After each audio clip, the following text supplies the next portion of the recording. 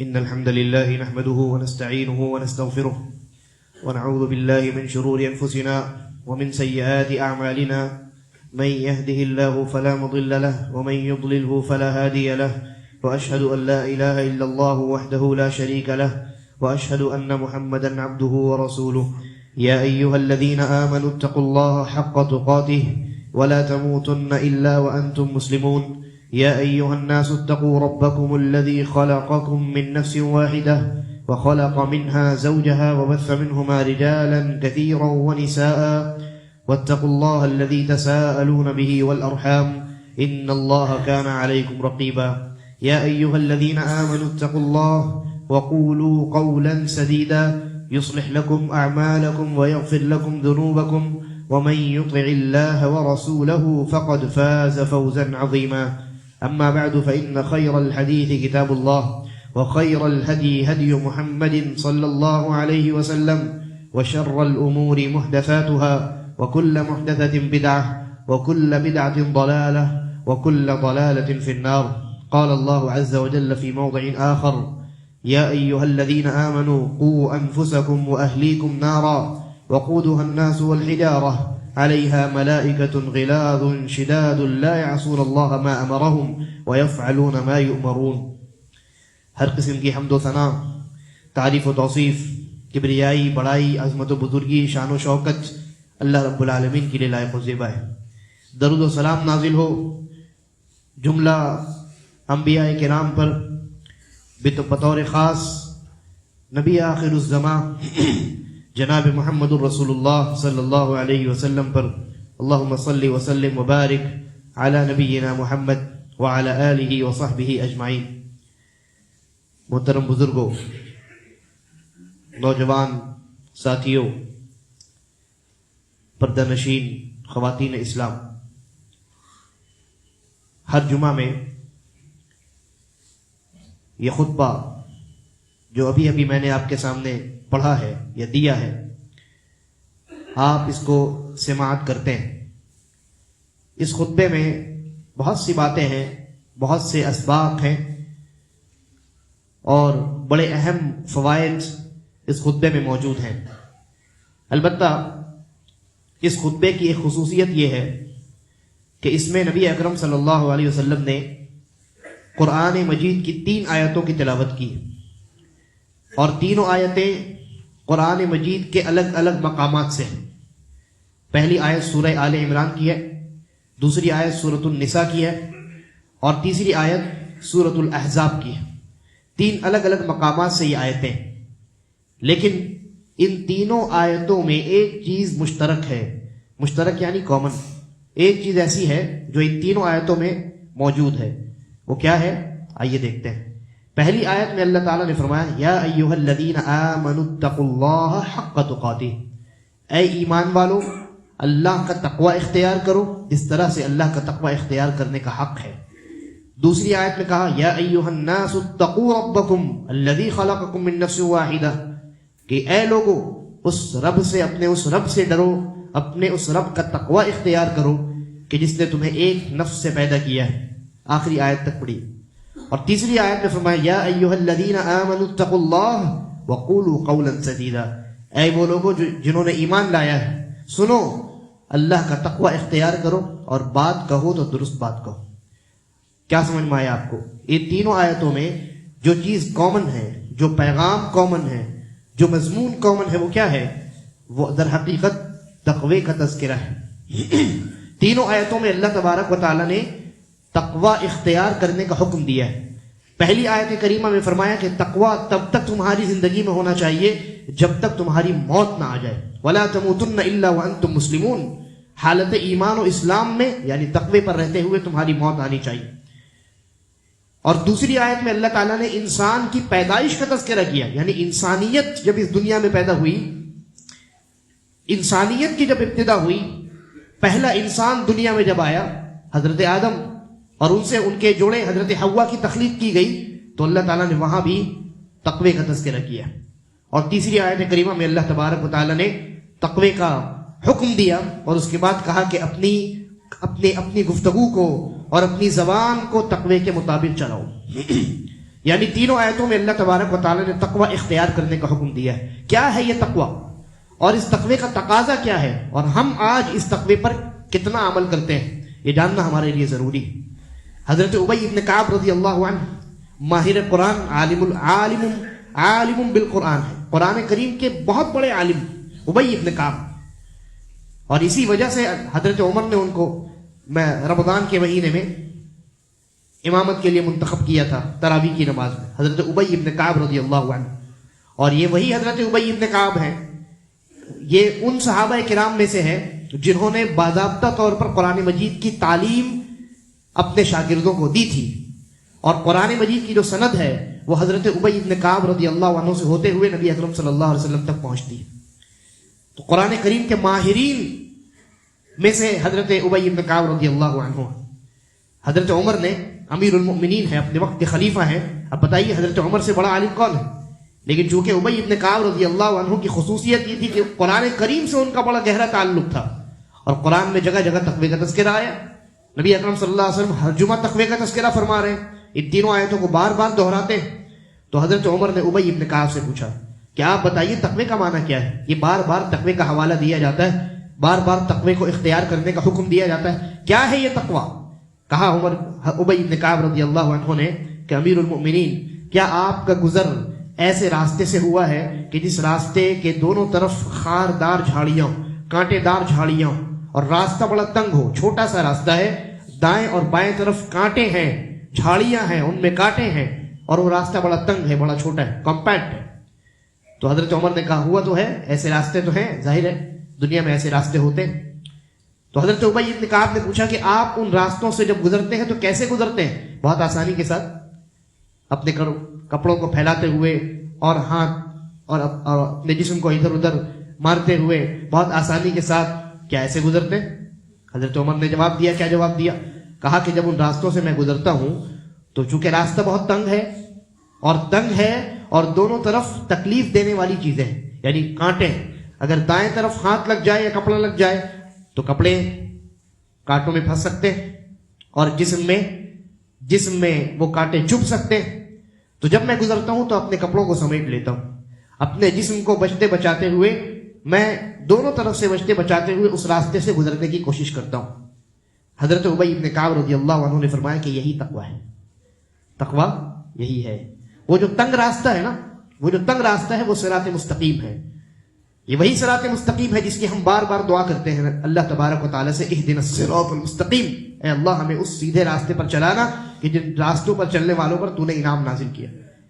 تو یہ تنگ راستہ, یہ کمپیکٹ راستہ جو ہے یہ صراط مستقیم ہے, اور اس کے دائیں اور بائیں جانب جن کانٹوں کا تذکرہ کیا گیا وہ کانٹے شیطان ہیں, وہ کانٹے انسان کا اپنا نفس ہے, وہ کانٹے یہ دنیا ہے, دنیا کی زیب و زینت ہے, دنیا کی خوبصورتی ہے, دنیا کی محبت ہے جی. تو یہ دونوں طرف جو کانٹے ہیں, کانٹوں کو آپ سمجھ لیجئے کہ وہ دنیا ہے اور انسان کو اللہ سے غافل کرنے والی تمام چیزیں. اس لیے کہ نبی اکرم صلی اللہ علیہ وسلم نے اسی دنیا کے بارے میں فرمایا تھا, الدنیا ملعونہ ملعون ما فیہا, کہ دنیا ملعون ہے, دنیا میں جو کچھ ہے وہ سب ملعون ہے, یعنی اللہ کی رحمت سے دور کرنے والی ہے. الا ذکر اللہ وما والہ, سوائے اللہ کے ذکر کے اور اس چیز کے یا ان چیزوں کے کہ جو چیزیں اللہ کے قریب کرتی ہیں. تو وہ تنگ راستہ جو ہے وہ صراط مستقیم ہے, اس پر سے ہمیں گزرنا ہے, اس پر ہمیں چلنا ہے. اور خار دار جو جھاڑیاں ہیں, جو کانٹے ہیں, وہ یہ دنیا ہے اور دنیا کی محبت ہے, اور بہکانے والا شیطان ہے, اور بہکانے والا انسان کا اپنا نفس. یہ تقوی ہے. یعنی انسان جب زندگی گزارے تو کیسے گزارے؟ بچتے بچاتے ہوئے گزارے, دنیا سے بچتے بچاتے ہوئے زندگی گزارے, اپنے ایمان اور اپنے توحید کی حفاظت کرتے ہوئے زندگی گزارے, شرک سے بچتے ہوئے, بدعات سے بچتے ہوئے, ہر اس عمل سے بچتے ہوئے انسان زندگی گزارے کہ جو چیزیں اس کے ایمان کو کمزور کر دیتی ہیں, جو چیزیں اس کے توحید کو توڑ دیتی ہیں, جو چیزیں اس کو اللہ رب العالمین سے دور کر دیتی ہیں, وہ چیزیں جو اس کو جہنم سے قریب کر دیتی ہیں, ان چیزوں سے بچتے بچاتے ہوئے وہ زندگی گزارے. لہذا اللہ تبارک و تعالیٰ نے ایک مومن کو یہ حکم دیا ہے کہ موت تک کی اس کی پوری زندگی تقوی پر مبنی ہونی چاہیے. ایسا نہیں کہ ہم مسجد میں آئے تو تقوی ہے، مسجد میں ہم متقی پرہیزگار ہیں، درس میں ہم بیٹھے ہیں تو متقی پرہیزگار ہیں، علماء کی مجلس میں بیٹھے ہیں تو متقی پرہیزگار ہیں، لیکن جب مسجد سے باہر نکلتے ہیں تو ہم شیطان بن جائیں، ہمارا تقوی ختم ہو جائے، ہم پھر سے اپنی اسی پرانی روش پر چلنے لگے کہ جس پرانی روش پر ہم مسجد کے باہر اس سے پہلے تھے. تقوی یہ نہیں ہے. تقوی یہ ہے کہ انسان اپنی پوری زندگی موت تک حتی تموتن ولا تموتن الا وانتم مسلمون، اللہ تعالیٰ نے فرمایا انسان کی موت جب آئے تو تقوی کی زندگی پر موت آئے، تبھی انسان کامیاب ہو سکتا ہے. لہذا اللہ تبارک و تعالیٰ نے انسان کو اس کی زندگی میں جن کاموں کو کرنے کا حکم دیا ہے انسان ان کاموں کو کرتا رہے، اور جن کاموں سے بچنے کا حکم دیا ہے ان کاموں سے بچتا رہے. یہی اللہ تعالیٰ کی فرما برداری ہے.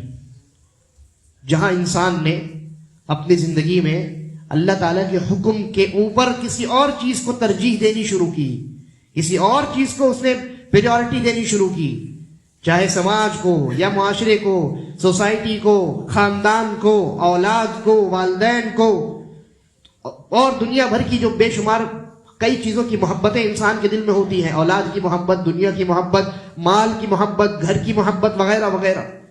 انسان نے اگر اللہ تعالیٰ کی مرضی، اللہ تعالیٰ کے حکم کے اوپر ان چیزوں کو ترجیح دینی شروع کی تو اس کا تقوی کمزور ہوتا چلا جاتا ہے، اس کا تقوی آہستہ آہستہ ختم ہوتا چلا جاتا ہے. لہذا انسان کے لیے ضروری ہے کہ انسان اپنے نفس میں جھانک کر کے دیکھے کہ میری زندگی میں تقوی کتنا ہے، ہم کتنے متقی ہیں. اور یاد رکھیے کہ جو انسان جتنا متقی ہوتا ہے اس انسان کو اسی قدر اپنے تقوی کا خوف ہوتا ہے، تقوی کی حفاظت کا خوف ہوتا ہے. جی، اگر ہمارے دل میں یہ خوف ہے کہ ہم اپنے تقوی کی کیسے حفاظت کریں تو تقوی ہے. اور اگر یہ خوف نہیں ہے، ہم بے پرواہ ہیں کہ ہم تو بہت بڑے متقی، نماز تو پڑھتے ہی ہیں، اہل حدیث تو ہے ہی، عقیدہ تو صحیح ہے ہی، تو پھر یاد رکھیے کہ ہماری توحید آہستہ آہستہ ختم ہو جائے گی، تقوی یہ آہستہ آہستہ ختم ہو جائے گا. اس کی دلیل کیا ہے؟ حضرت ابراہیم علیہ السلام، ان سے بڑا کون متقی؟ حضرت ابراہیم سے بڑا کوئی متقی ہو سکتا ہے؟ اپنے تقوی کو اپنی جان دے کر بھی انہوں نے ثابت کیا، آگ میں ان کو ڈال دیا گیا، اور اپنے تقوی کو اپنی اولاد کی قربانی کے ساتھ بھی انہوں نے ثابت کیا. امام الموحدین ہیں، ایک اکیلے تنہا شخصیت ہے. قرآن نے کہا ان ابراہیم کان امہ، ایک انسان امت کے قابل ہے، امام ہے وہ جس کی اتباع کی جائے. حضرت ابراہیم، ان کا تقوی، ان کی توحید، ان کا ایمان، اس کا کیا لیول ہوگا اور کیا درجہ ہوگا ہم اور آپ اندازہ کر سکتے ہیں؟ اور کیا کوئی حضرت ابراہیم کے تقوی میں شک کر سکتا ہے؟ نہیں کر سکتا ہے. لیکن حضرت ابراہیم دعا کیا کرتے ہیں؟ اللہ تعالیٰ سے دعا کرتے ہیں وَجْنُبْنِي وَبَنِيَّ أَن نَّعْبُدَ الْأَصْنَامَ، دعا کرتے ہیں کہ اے اللہ مجھے اور میری اولاد کو بتوں کی عبادت سے بچا کر کے رکھنا. یعنی شرک سے بچنے کی دعا کرتے ہیں، توحید پر جمنے کی دعا کرتے ہیں، اس لیے کہ انہیں شرک سے خوف ہے، انہیں ان چیزوں سے خوف ہے، ڈر ہے جو چیزیں ان کی توحید کو، ان کے تقوی کو توڑ دیتی ہیں. لہذا ابراہیم علیہ السلام کو اپنے توحید کی حفاظت کی فکر ہے، اپنے تقوی کی حفاظت کی اس قدر فکر ہے کہ وہ اللہ تبارک و تعالیٰ سے دعا کر رہے ہیں اے اللہ گمراہی کے راستے سے میری حفاظت فرمانا. اندازہ لگائیے جب حضرت ابراہیم کو اپنے تقوی کی، اپنے توحید کی، اپنے ایمان کی، اپنے عقیدے کی اس قدر فکر ہے تو ہمیں اور آپ کو کتنا زیادہ ہونا چاہیے. لیکن کیا ہمیں فکر ہے؟ کیا ہم کبھی سوچتے ہیں کہ ہمارا ایمان کتنا ہے؟ ہمارا ایمان ہمیں نیکی پر ابھارتا ہے کہ نہیں ابھارتا ہے؟ ہمارا تقوی ہمیں برائی سے بچاتا ہے کہ نہیں بچاتا ہے؟ ہم نے سوچا؟ ہم غور کرتے ہیں؟ ہم غور نہیں کرتے، ہم ایز گرانٹیڈ لیتے ہیں اس کو. ہم سمجھتے ہیں کہ ہم تو مومن ہیں، ایمان والے ہیں، ہمارے دل میں تقوی تو ہے ہی ہے، نماز تو پڑھ ہی لیتے ہیں، لہذا ہم کامیاب ہو گئے. جی نہیں، ایمان ہر انسان کا برابر نہیں ہوتا، ہر انسان کا ایمان برابر نہیں ہوتا. بعض لوگوں کا ایمان اعلیٰ درجے کا ہوتا ہے، بعض لوگوں کا ایمان کمتر درجے کا ہوتا ہے. الایمان یزید و ینقص، کہ ایمان جو ہے وہ بڑھتا بھی ہے گھٹتا بھی ہے. تقوی جو دل میں ہوتا ہے یہ بڑھتا بھی ہے اور گھٹتا بھی ہے. لہذا تقوی کی حفاظت ہونی چاہیے. تو ایک انسان سب سے پہلے اپنے نفس کی حفاظت کرے، یعنی اپنے آپ، اپنے دل میں، اس کے دل میں جو تقویٰ ہے، جو ایمان ہے اور توحید ہے، سب سے پہلے وہ اس کی حفاظت کرے. کیسے حفاظت کرے گا؟ اللہ تعالیٰ کی فرما برداری کر کے، اور جن چیزوں سے اللہ نے منع کیا ہے، دور رہنے کا حکم دیا ہے، ان چیزوں سے بچ کر کے، ان تمام چیزوں سے دور رہ کر کے جو چیزیں اس کے ایمان و عقیدے کو خراب کر سکتی ہیں. ورنہ اگر ہم اس بات کا دعویٰ کریں کہ ہم متقی پرہیزگار ہیں، ہم نمازی ہیں، مسلمان ہیں، مومن ہیں، لیکن ہم، آپ دیکھیے کہ گزشتہ 25 دسمبر کی تاریخ گزری ہے، کتنے ایسے مسلمان جو کہتے ہیں کہ ہم مسلمان ہیں، ہم مومن ہیں، ہم متقی پرہیزگار ہیں، سوچتے ہیں کہ ہم تو ماشاء اللہ دین پر چلنے والے ہیں، لیکن آفس میں ہوتے ہیں، آفس میں ان کا کلیگ آ کر کے کہتا ہے میری کرسمس، وہ بھی کہتے ہیں میری کرسمس، سیم ٹو یو، ہے نا، کہتے ہیں نا. یا اس طرح کے اور بھی تہوار ہیں، شرکیہ تہوار، کفریہ تہوار. انسان یعنی مسلمان، بہت سے مسلمان تو ہے جو اس کو بھی سیلیبریٹ کرتے ہیں، اس کو بھی مناتے ہیں، تو ان کا ایمان کہاں ہے مجھے نہیں پتا. لیکن بہت سے مسلمان جو اس میں شامل نہیں ہوتے لیکن مبارکباد دیتے اور لیتے ہیں، تحفے دیتے اور لیتے ہیں. کہاں گیا ان کا تقویٰ؟ ان کی توحید کہاں گئی؟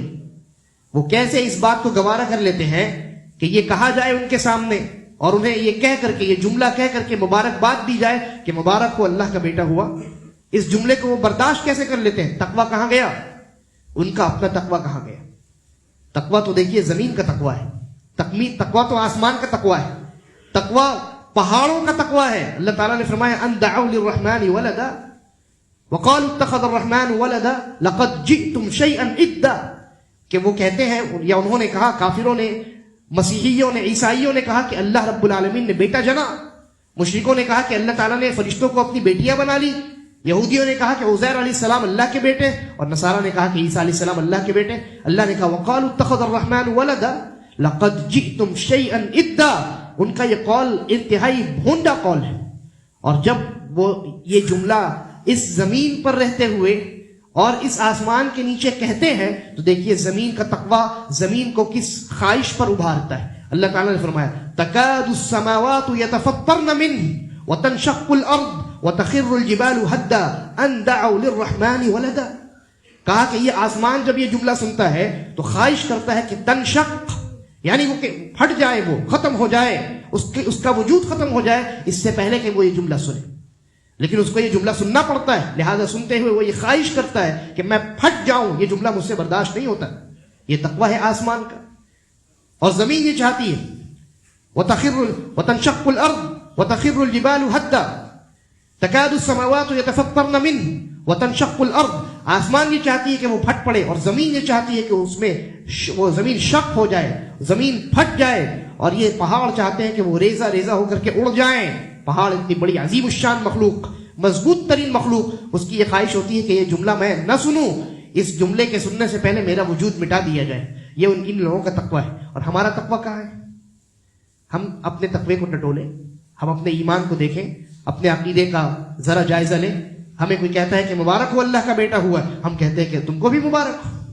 ہم کہتے ہیں کہ تمہیں بھی اللہ کا بیٹا مبارک ہو. یہ کیسا تقویٰ ہے ہمارا؟ اس سے بہتر اور اعلیٰ درجے کا تقویٰ تو زمین و آسمان کا ہے. وہ یہ سننا گوارا نہیں کرتے اور ہم مبارکباد دیتے ہیں. خبردار، مسلمانوں کو ڈرنا چاہیے، مسلمانوں کو خوف کھانا چاہیے. ان کے سامنے جب کوئی انہیں یہ جملہ سنائے اور وہ مسلمان قادر ہو کہ وہ اس کے اس جملے پر اعتراض کر سکے تو اس پر واجب ہے کہ وہ اعتراض کرے. کسی بڑے پوسٹ پر کوئی انسان ہے اور اس کا کلیگ آ کر کے جو اس کے ماتحت کام کرتا ہے، جس کو وہ صبح شام سناتا رہتا ہے، اپنے اس کلیگ کو جس کو صبح شام وہ ڈانٹتا رہتا ہے، تم نے ایسا کیوں نہیں کیا، ویسا کیوں نہیں کیا، لیکن جب وہ آتا ہے مٹھائی کا ایک ڈبہ لے کر کے یہ لیجئے ہیپی کرسمس یا میری کرسمس، تو خوشی خوشی قبول کیسے کر لیتا ہے؟ کام میں کوتاہی پر وہ صبح شام اس کو ڈانٹتا ہے. لیکن یہ اتنی بڑی کوتاہی اور اتنا بڑا جرم جو اس کے سامنے وہ کرتا ہے کہ اس کے سامنے اس کے رب کے بارے میں یہ کہتا ہے کہ اس کا بیٹا ہوا، اور وہ خاموش رہتا ہے. اس کو چاہیے کہ وہ اسی وقت اس کو ڈانٹے، سخت ترین ڈانٹ پلائے، اور کہے کہ یہ جملہ میرے سامنے دوبارہ نہ کہنا، میرا ایمان اس کو برداشت نہیں کر سکتا.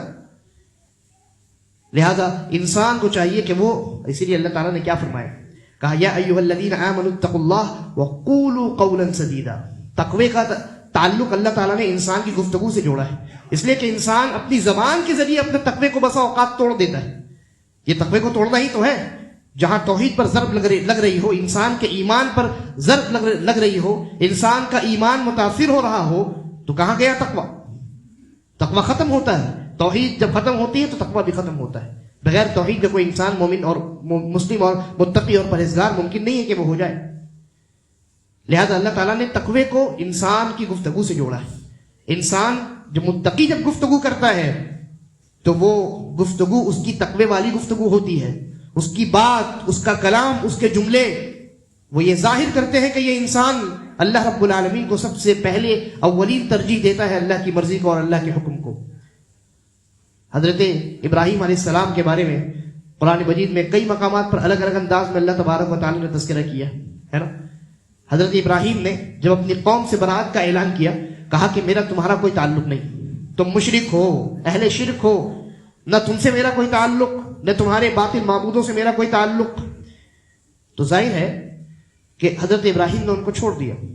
لیکن انسان تو سماجی کیڑا ہے نا، انسان تو سماج میں رہتا ہے، اور سماج میں رہنے کے لیے انسان بنا ہے. انسان معاشرے میں رہتا ہے، اکیلے کوئی انسان زندگی نہیں گزار سکتا. لیکن ابراہیم علیہ السلام کا وہ سماج، ابراہیم علیہ السلام جس معاشرے میں رہتے تھے وہ مشرکانہ سماج تھا. مجبوراً ابراہیم علیہ السلام کو وہاں سے ہجرت کرنی پڑی. تو ابراہیم علیہ السلام نے کیا کہا؟ لوگوں نے یہ سوچا کہ یہ اکیلا کہاں جائے گا، یہ اکیلا مر جائے گا، ختم ہو جائے گا، برباد ہو جائے گا. حضرت ابراہیم علیہ السلام نے اپنے رب کا تذکرہ کیا اور کہا کہ میرا رب وہ ہے، تم سب میرے دشمن ہو سوائے میرے رب کے. الذی خلقنی فہو یہدین والذی یطعمنی ویسقین، کہ جس نے مجھے پیدا کیا ہے اور مجھے ہدایت دے گا، اور جو مجھے کھلاتا ہے اور مجھے پلاتا ہے. میں اکیلے اور تنہا بھی رہوں تو بھی وہ میری رزق کا، میرے رزق اور میرے معاش کا انتظام کرے. یہ تقوی والی گفتگو ہو رہی ہے. اور اس کے بعد والا جملہ دیکھیے، کہا وَإِذَا مَرِضْتُ فَهُوَ يَشْفِينِ، اور جب میں بیمار ہوتا ہوں تو وہ مجھے شفا دیتا ہے. آپ ذرا غور کیجئے، اللہ ابراہیم علیہ السلام نے اس سے پہلے کیا کہا کہ جس نے مجھے پیدا کیا اور وہی مجھے ہدایت دے گا. وَالَّذِي هُوَ يُطْعِمُنِي وَيَسْقِينِ، اور وہی ہے جو مجھے کھلاتا ہے اور مجھے پلاتا ہے. لیکن یہ نہیں کہا کہ وہی ہے جو مجھے بیمار کرتا ہے، کیونکہ بیمار کرنا ایک طرح کی یعنی ایسی چیز ہے، اچھی چیز تو نہیں ہے نا کہ آپ کسی کو بیمار کر دیں. حالانکہ بیمار اللہ تبارک و تعالیٰ ہی کرتا ہے. کوئی انسان بیمار پڑتا ہے تو کیسے پڑتا ہے؟ اللہ کی مرضی سے پڑتا ہے نا. ابراہیم علیہ السلام یہ کہہ سکتے رہے کہ جب وہ مجھے بیمار کرتا ہے تو مجھے ٹھیک بھی کرتا ہے. لیکن دیکھیے تقوی والی زبان اللہ تعالیٰ کے حق میں کس قدر باریک ہوتی ہے، اور اللہ تبارک و تعالیٰ کے حق میں کیسے وہ با ادب ہو کر کے گفتگو کرتی. حضرت ابراہیم علیہ السلام نے بیماری کی نسبت اللہ تعالیٰ کی طرف کر دی جائے اس بات کو گوارا نہیں کیا. تو یہ نہیں کہا کہ الذی، کہ جو مجھے بیمار کرتا ہے، بلکہ کہا وَإِذَا مَرِضْتُ، کہ جب میں خود بیمار پڑتا ہوں فَهُوَ يَشْفِينِ، تو مجھے وہ شفا دیتا ہے. یعنی بندہ یہاں یہ ظاہر کر رہا ہے کہ جب میں بیمار پڑتا ہوں تو اولاً یہ میرے اپنے اعمال کی وجہ سے ہوتا ہے، میری اپنی کوتاہیوں کی وجہ سے ہوتا ہے. اللہ تعالیٰ ظالم نہیں ہے، اللہ تعالیٰ کسی کو بلا وجہ پر بیمار نہیں کرتا، اور اگر بیمار کرتا ہے تو کسی نہ کسی مصلحت کے تحت کرتا ہے. تو دیکھیے کہ حضرت ابراہیم نے یہ گوارا نہیں کیا کہ بیماری کی نسبت اللہ رب العالمین کی ذات کی طرف کی جائے. یہ تقوی کی زبان ہے. کہا وَإِذَا مَرِضْتُ فَهُوَ يَشْفِينِ، یہ ادب ہے اللہ رب العالمین کے حق میں. اس قدر یعنی حضرت ابراہیم نے اتنے معمولی سے معمولی چیز میں بھی اور اپنی معمولی سی گفتگو میں بھی حضرت ابراہیم نے اللہ رب العالمین کی ذات کے معاملے میں ادب کا خیال رکھا ہے. اب سوچئے کہ جو انسان تمام حدود کو پار کر جائے اور اللہ تبارک و تعالیٰ کی شان میں یہ کہے کہ اس نے بیٹا بنا لیا، وہ کتنا بڑا مجرم ہے. اور اس کا تقویٰ کہاں تک نیچے گرا ہوا ہے اس کا تقویٰ، وہ انسان خود سوچ سکتا ہے. نتیجہ کیا ہوتا ہے؟ نتیجہ یہ ہوتا ہے کہ جب انسان خود متقی نہیں ہوتا تو پھر دوسروں کو بھی وہ متقی نہیں بنا سکتا ہے. اور دوسروں میں سب سے پہلے اس کی اولاد آتی ہے، جس کو متقی بنانے کا اللہ تبارک و تعالیٰ نے حکم دیا ہے اور ذمہ داری دی ہے انسان کو. کہا یا ایھا الذین آمنوا اتقوا اللہ، یا ایھا الذین آمنوا قوا انفسکم واہلیکم نارا، اے وہ لوگوں جنہوں نے ایمان لایا، اپنے نفس کو بچاؤ یعنی تقوی اختیار کرو. تقوی اختیار کرو گے تو جہنم سے بچو گے. کہا کہ اپنے نفس کو بچاؤ. وَأَهْلِيكُمْ، اور اپنے اہل و عیال کو بھی جہنم سے بچانے کے اسباب پیدا کرو، کوشش کرو. یعنی خود متقی ہو جانا یہ کافی نہیں ہے، اس لیے کہ جو انسان خود متقی ہوتا ہے اس کے کاندھے پر یہ ذمہ داری ہوتی ہے کہ وہ اپنی اولاد کو، اپنے گھر والوں کو متقی بنائے. جو انسان خود متقی نہیں ہے، خود شریعت پر چلنے والا نہیں ہے، وہ شرعی معاملات میں بے پرواہی کا مظاہرہ کرتا ہے، اس کا عقیدہ ختم ہو جائے، ایمان ضائع ہو جائے، وہ اس کی پرواہ نہیں کرتا، تو ظاہر ہے کہ وہ اپنی اولاد کی تربیت کیسے کرے گا. اللہ تبارک و تعالیٰ نے ہر انسان کو ذمہ دار بنایا. کلکم راع وکلکم مسئول عن رعیتہ. ہر انسان ذمہ دار ہے. باپ ذمہ دار ہے اپنی اولاد کی تربیت کے لیے، ماں ذمہ دار ہے اولاد کی تربیت کے لیے، اور اپنے شوہر کی اطاعت کے معاملے میں وہ ذمہ دار ہے. اللہ تبارک و تعالیٰ ہر انسان سے اس کی ذمہ داری کے بارے میں سوال کرے گا. لیکن ہم خود دیندار نہیں ہیں تو ہم اپنی اولاد کو کیسے دیندار بنائیں؟ اور دیکھیے نتیجہ کیا ہوتا ہے. دنیا میں بے دینی پھیلنے لگی ہے. آپ نے دیکھا گزشتہ ہفتے ایک بے دین اور لادین انسان سے، زندیق اور ملحد انسان سے ایک طرح کا ایک مناظرہ کیا گیا. معاشرے میں الحاد اور بے دینی، لا مذہبیت بڑھنے لگی ہے. تاریخ میں یہ ایسی چیز ہے، تاریخ میں اس کی مثال بہت خال خال ملتی ہے. ملحد نام کا شخص، یعنی ایسا انسان جو اللہ کے وجود پر ہی ایمان نہ رکھتا ہو. تاریخ میں آپ اگر تلاش کیجئے گا تو ایسا کوئی نہیں ملے گا آپ کو، الا ماشاء اللہ کچھ ایک آدھ نام اگر آپ کو مل گئے تو مل گئے. لیکن آج کے موجودہ زمانے میں آہستہ آہستہ اس میں اضافہ ہو رہا ہے. میری معلومات کی حد تک فی الوقت 3% لوگ ایسے ہیں جو الحاد کے شکار ہو سکے. 3% الحاد کے شکار ہو چکے ہیں، اور ممکن ہے کہ اس میں مزید اضافہ ہوتا رہے، اس لیے کہ فتنے جب پیدا ہوتے ہیں تو بہت تیزی کے ساتھ بڑھتے ہیں. بدعت اپنے بعد والی بدعت کو جنم دیتی ہے، گمراہیاں پھیلتی ہیں، بڑھتی ہیں، تو بہت ممکن ہے کہ اس میں اضافہ ہو. لیکن سوال یہ ہے کہ اس میں اضافہ کیوں ہو رہا ہے؟ جواب یہ ہے، بہت سے مسلمان بچے، بچیاں، لڑکے، لڑکیاں، نوجوان آہستہ آہستہ کر کے وہ ایمان سے، اسلام سے، دین اور شریعت سے آہستہ آہستہ بیزار ہوتے چلے جا رہے ہیں. دیکھیے الحاد کا صرف یہ مطلب نہیں ہے کہ انسان زبان سے کہے میں اللہ کو نہیں مانتا، میں خدا کو نہیں مانتا، بلکہ یہ بھی الحاد ہے کہ وہ کہے میں مسلمان ہوں لیکن اسلام کی کوئی علامت اس کی زندگی میں دکھائی نہ دے. مسجد میں ہماری اولادیں حاضر نہ ہوں. آپ دیکھیے اس سے پہلے، آپ زیادہ پیچھے مت جائیے، 20 سال پہلے جائیے، 20 سال 25 سال پہلے مسجدوں میں جب نمازیں ہوتی تھی جماعت کے ساتھ تو پیچھے بچوں کی بھی ایک صف لگا کرتی تھی. محلے کے جو بچے ہیں ان کے ماں باپ ان کو مسجدوں میں بھیجا کرتے تھے کہ جاؤ مسجد جاؤ، نماز پڑھ کر کے آؤ. تو بچے آتے تھے، بسا اوقات بزرگوں سے ڈانٹ بھی وہ سنتے تھے، ہے کہ نہیں، بدمعاشی کے وقت، لیکن وہ آتے تھے، ان کو بھیجا جاتا تھا، وہ آتے تھے، ان کے ماں باپ ان کو نماز کا حکم دیتے تھے، کیونکہ اللہ تعالیٰ نے کہا وَأْمُرْ أَهْلَكَ بِالصَّلَاةِ، اپنے اہل و عیال کو نماز کا حکم دو. تو حکم دیا کرتے تھے. بچے آتے تھے اور مسجدوں میں گرچہ پچھلی صفوں میں صحیح، گرچہ وہ شرارت کیا کرتے تھے لیکن مسجدوں میں حاضر ہوا کرتے تھے. اور جب وہ بچے بڑے ہوتے تو ان کی فطرت میں اور ان کے اندر نماز داخل کی جا چکی ہوتی، ان کا تعلق شریعت سے گہرا ہوتا ہے، وہ اس طرح کی فتنوں میں مبتلا نہیں ہوتے. لیکن آج جو نئی نسل شروع ہو رہی ہے، اور خاص کر کے جین زی جس کو آپ کہتے ہیں، اس کی گمراہی کی جو وجوہات ہیں ان میں سے ایک بہت بڑی وجہ یہ ہے کہ والدین نے اپنی اولاد کی تربیت ترک کر دی. اپنی اولاد کو متقی بنانے کی جو ذمہ داری ان کے کاندھے پر ڈالی گئی تھی، جس کے بارے میں اللہ تعالیٰ ان سے قیامت کے دن ضرور سوال کرے گا، انہوں نے اس ذمہ داری کو نبھانا چھوڑ دیا ہے. اور اس کا مظاہرہ ہم اپنی مسجدوں میں دیکھ سکتے ہیں. آج مسجدوں میں جماعت سے جب نمازیں ہوتی ہیں، 5 وقت کی نمازیں، کتنے بچے حاضر ہوتے ہیں؟ آج معاملہ کیا ہے؟ ماں باپ بچوں کو ٹیوشن کلاسز میں لگاتے ہیں، ماں باپ بچوں کو کوچنگ کلاسز میں داخل کراتے ہیں، لیکن مسجد میں ان کا بچہ جاتا ہے کہ نہیں جاتا اس کی کوئی فکر نہیں ہوتی، پوچھتے بھی نہیں. کوچنگ سے بچہ واپس آتا ہے تو پوچھتے ہیں کیا پڑھائی ہوئی، ہوم ورک دکھایا کہ نہیں دکھایا، نیا کیا ہوم ورک ملا، ہے کہ نہیں. بلکہ جو استاد پڑھانے والے ہوتے ہیں ان کے بارے میں بھی فیڈ بیک لیا جاتا ہے، کیسا پڑھاتے ہیں، پوری جانچ پڑتال کی جاتی ہے. لیکن بچہ مسجد نہیں جاتا، نماز اس نے پڑھی کہ نہیں پڑھی. کیا ایک مرتبہ ہم اپنے بچوں سے پوچھتے کہ آج تم نے 5 وقت میں سے کتنے اوقات کی نماز پڑھی؟ بچے سے مراد یہاں چھوٹے بچے تو ہیں لیکن جو بالغ ہونے والے ہیں وہ بچے بھی مراد ہیں، اور جو بالغ ہو چکے ہیں وہ بھی مراد ہے، وہ بھی مراد ہے۔ ایسا نہیں کہ ان کی ذمہ داری آپ کے کندھے پر ختم ہو گئی۔ ہاں وہ اگر نماز ترک کرتے ہیں اور گناہ کرتے ہیں تو خود گنہگار ہوں گے، لیکن آپ بھی ہو سکتے ہیں۔ اگر آپ کا کردار ان کو گمراہ کرنے میں ہے اور ان کی بے دینی میں اگر آپ کا کردار بھی شامل ہے، آپ کی لاپرواہی شامل ہے، تو آپ سے اللہ تعالیٰ قیامت کے دن ہم سے پوچھے گا قیامت کے دن۔ لہذا معاشرے میں الحاد جو پنپنے لگا ہے، دین سے جو بیزاری ہے، آج کسی لڑکے سے آپ پوچھیے جو نوجوان لڑکا ہے، ابھی جوان ہوا ہے، اس سے پوچھیے کہ بھائی ایمان کے کتنے ارکان ہیں، اگر 10 لڑکوں سے پوچھیے گا تو مشکل سے 1 لڑکا جواب دے پائے گا۔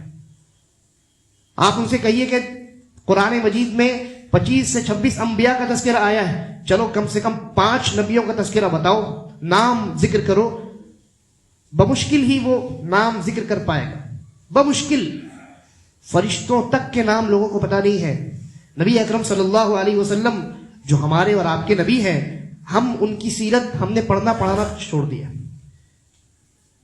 ان کے بارے میں ہمارے نوجوانوں کو کتنا پتہ ہے، ان کا نام، ان کے والد کا نام، ان کا خاندان، کس طریقے سے انہوں نے ہجرت کی، کتنی مشکلات جھیلی، کیسے اسلام کی انہوں نے حفاظت کی، کتنی قربانیاں پیش کی، ان کے اصحاب کیسے تھے، ساتھی کیسے تھے، مکے سے کیسے ان کو نکالا گیا، مدینے میں داخل ہوئے، کیسے اسلام کو اللہ تعالیٰ نے سربلندی عطا فرمائی، کتنی قربانیاں پیش کرنی پڑی۔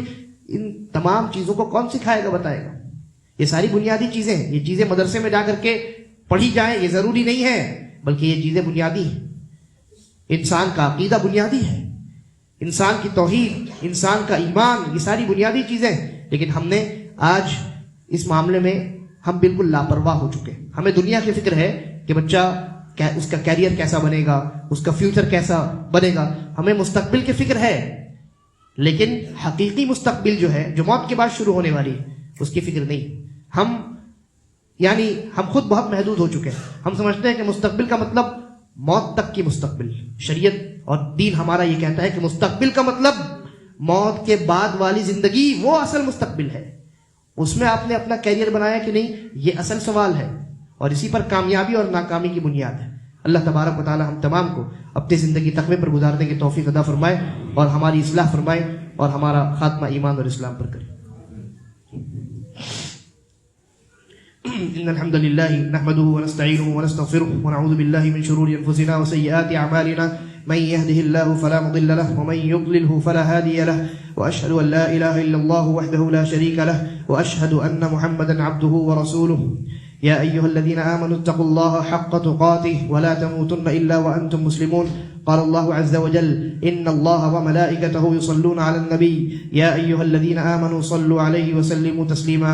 اللهم صل على محمد وعلى آل محمد كما صليت على إبراهيم وعلى آل إبراهيم إنك حميد مجيد۔ عباد الله رحمكم الله، إن الله يأمركم بالعدل والإحسان وإيتاء ذي القربى وينهى عن الفحشاء والمنكر والبغي يعظكم لعلكم تذكرون۔ اذكروا الله يذكركم وادعوه يستجب لكم ولذكر الله أكبر والله يعلم ما تصنعون۔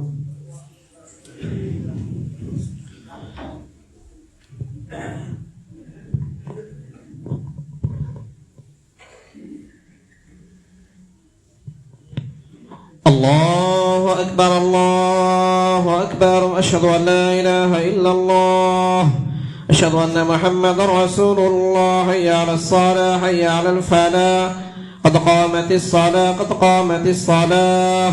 الله أكبر الله أكبر، لا إله إلا الله۔